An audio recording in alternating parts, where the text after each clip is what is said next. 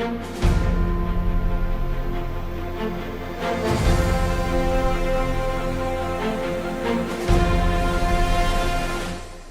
Updates. CM Sai की अध्यक्षता में आयोजित हुई कैबिनेट बैठक। प्रदेश हित में लिए गए कई महत्वपूर्ण फैसले। सीएम साय की अध्यक्षता में हुए कैबिनेट बैठक में बड़ा फैसला। नक्सली हिंसा में शहीद पुलिस सेवकों के परिजनों को बड़ी राहत।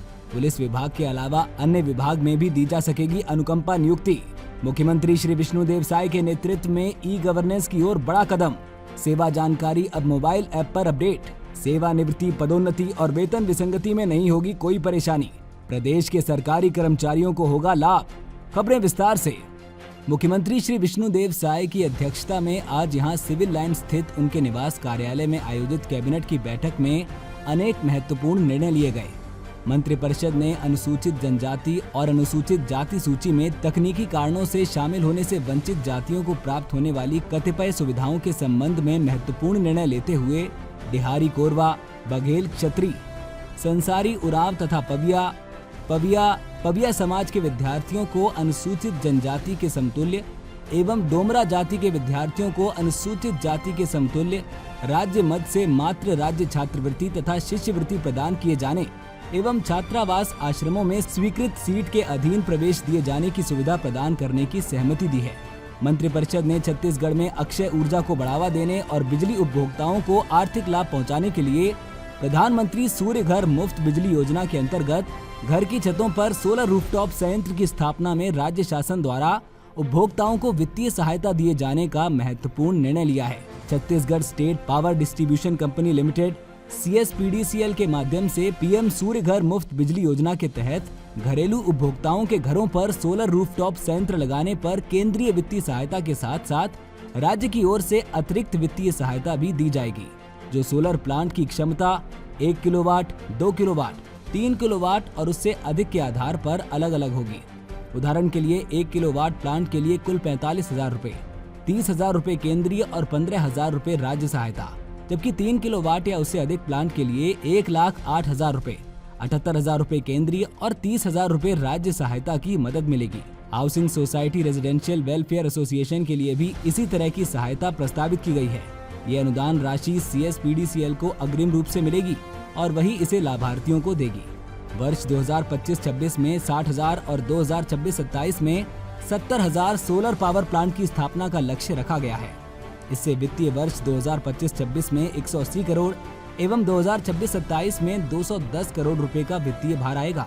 CSPDCL इस योजना की कार्यान्वयन एजेंसी होगी और नवीन और नवीकरणीय ऊर्जा मंत्रालय MNRE भारत सरकार के दिशा निर्देशों के अनुसार इसे लागू करेगी।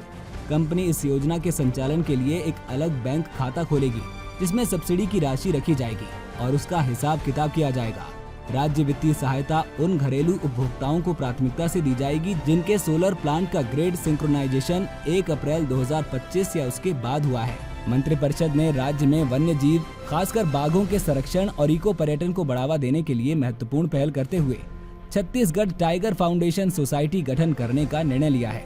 ये सोसाइटी वन्य प्राणी संरक्षण अधिनियम 1972 के तहत काम करेगी। मध्य प्रदेश में ये 1996 से संचालित है।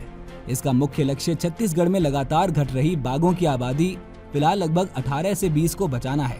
ये संस्था स्ववित्त पोषित होगी, जिससे सरकारी खजाने पर कोई अतिरिक्त बोझ नहीं पड़ेगा। ये सहयोग देने वाले व्यक्तियों और संस्थाओं से फंड जुटाएगी।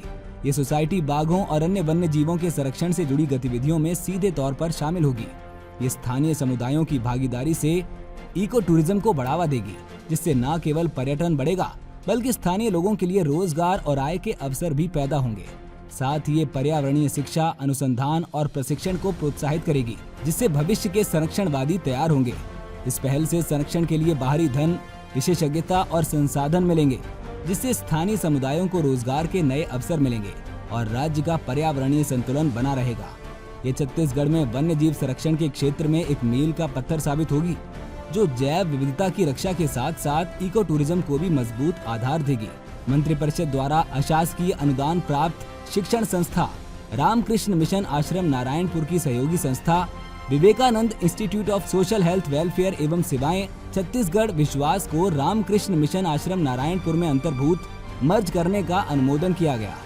उद्यानिकी महाविद्यालय उद्यानिकी विश्वविद्यालय की स्थापना के लिए बेमेतरा जिले के साजा तहसील के अंतर्गत बेल गांव में राजगामी संपदा की 94.290 हेक्टेयर भूमि में से 100 एकड़ भूमि उद्यानिकी विभाग को निःशुल्क प्रदान करने का निर्णय लिया गया। जशपुर जिले में महिला स्व सहायता समूहों द्वारा हर्बल व महुआ चाय जैसे पारंपरिक उत्पाद जश प्योर ब्रांड के तहत तैयार किए जा रहे हैं।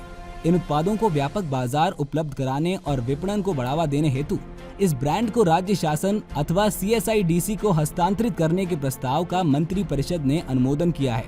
ब्रांड हस्तांतरण से एग्रो व फूड प्रोसेसिंग इकाइयों को बढ़ावा मिलेगा, स्थानीय कच्चे माल की मांग बढ़ेगी और आदिवासी महिलाओं को रोजगार के अधिक अवसर मिलेंगे। ट्रेडमार्क हस्तांतरण से राज्य पर कोई अतिरिक्त वित्तीय भार नहीं पड़ेगा। मंत्रिपरिषद द्वारा शहीद पुलिस कर्मियों के सर्वोच्च बलिदान को ध्यान में रखते हुए अनुकंपा नियुक्ति हेतु जारी एक जाई पुनरीक्षित निर्देश 2013 की कंडिका 13(3) में संशोधन करते हुए निर्णय लिया गया कि नक्सली हिंसा में शहीद पुलिस सेवकों के प्रकरण में उनके परिवार के किसी भी पात्र सदस्य, महिला या पुरुष को विकल्प के आधार पर पुलिस विभाग के अलावा किसी अन्य विभाग में राज्य के किसी भी जिले संभाग में अनुकंपा नियुक्ति दी जा सकेगी। पहले अनुकंपा नियुक्ति यथासंभव उसी विभाग या कार्यालय में देने की व्यवस्था थी जिसमें दिवंगत शासकीय सेवक निधन के पूर्व कार्यरत था। मंत्रिपरिषद द्वारा छत्तीसगढ़ राज्य में गौड़ खनिजों के सुव्यवस्थित अन्वेषण, पूर्वेक्षण एवं अधोसंरचना के विकास के लिए महत्वपूर्ण निर्णय लेते हुए state mineral exploration trust SMET के गठन की अधिसूचना के प्रारूप का अनुमोदन किया गया। गौरतलब है कि छत्तीसगढ़ में स्टेट मिनरल एक्सप्लोरेशन ट्रस्ट के तहत समस्त गौड़ खनिजों से प्राप्त होने वाली रॉयल्टी की 2% राशि अतिरिक्त रूप से SMET फंड में जमा की जाएगी, जिसका उपयोग गौड़ खनिजों के अन्वेषण, अधोसंरचना विकास में उच्च तकनीकों का उपयोग, इंफॉर्मेशन सिस्टम, लॉजिस्टिक सपोर्ट, मानव संसाधनों के उन्नयन आदि में किया जा सकेगा। भारत सरकार के नेशनल मिनरल एक्सप्लोरेशन ट्रस्ट की तर्ज पर राज्य में स्टेट मिनरल एक्सप्लोरेशन ट्रस्ट का गठन किया जाएगा। मुख्यमंत्री श्री विष्णुदेव साय के नेतृत्व में छत्तीसगढ़ शासन ई-गवर्नेंस के माध्यम से सुशासन को सशक्त और सहज बनाने की दिशा में लगातार कार्य कर रहा है। डिजिटल प्रशासन पारदर्शी समाधान की नीति को आगे बढ़ाते हुए प्रदेश सरकार ने अब कर्मचारियों की सेवा जानकारी को मोबाइल ऐप के माध्यम से अपडेट करने की अभिनव पहल की है। इसी कड़ी में प्रदेश के लगभग 4 लाख सरकारी कर्मचारियों की CR के लिए अब फाइलें पलटने का झंझट समाप्त हो गया है। कर्मचारियों की प्रोफाइल अब एम्प्लॉय कॉर्नर मोबाइल ऐप पर अपडेट की जाएगी। इससे सेवानिवृत्ति, पदोन्नति, वेतन विसंगति आदि के समय किसी प्रकार की परेशानी नहीं होगी। नई व्यवस्था के अनुसार अब कर्मचारियों की प्रोफाइल को कार्मिक संपदा पोर्टल पर लोड और अपडेट करना अनिवार्य होगा। इसके लिए एम्प्लॉय कॉर्नर मोबाइल ऐप और वेब पोर्टल विकसित किए गए हैं। संचालनालय कोष एवं लेखा की इस नई व्यवस्था को तत्काल प्रभाव से लागू किया गया है। कर्मचारियों की सेवा संबंधी कुंडली को अपडेट रखने में ये व्यवस्था अत्यंत सहायक सिद्ध होगी।